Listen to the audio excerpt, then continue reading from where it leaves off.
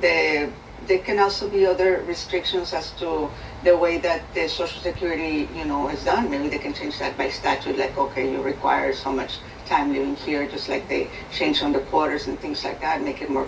Lady, you are already required to live here legally and work 10 years before you're eligible for Social Security benefits. The people you represent just came here.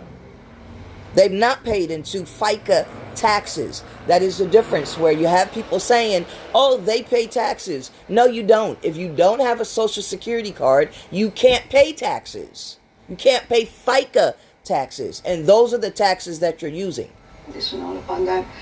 So, of course, that's going to be... But there's the subject to the jurisdiction is one of the biggest points that's they cannot overcome in that argument, because they're already subject to the jurisdiction. And no, they're not. Wow. And that's the point. Her client's kids are not subject to the jurisdiction because they're not domiciled. That she is thinking, oh, they live here and they've been living here and they're almost grown, or they're babies and they were born here, so they're domiciled. You are not. If your parents are not domiciled, you are not domiciled. They are not arguing about the 14th Amendment. They are arguing the Title 8 of the United States Code, which this young man here said.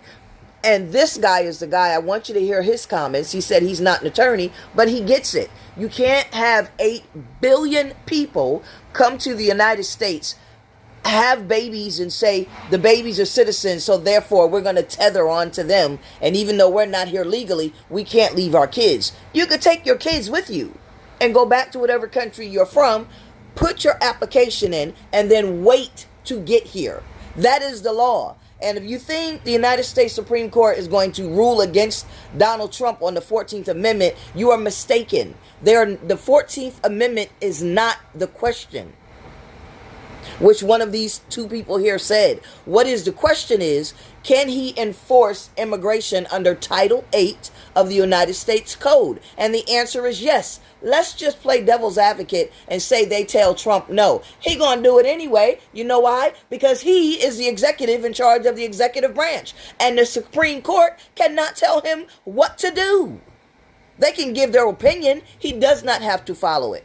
But here's this guy here. So, I guess, is there a chance that this could pass? I mean, they're saying that the time you start talking about immigration, we get very passionate about it because, funny. particularly in this part of the world, because we're all that is our immigrants. reality, right?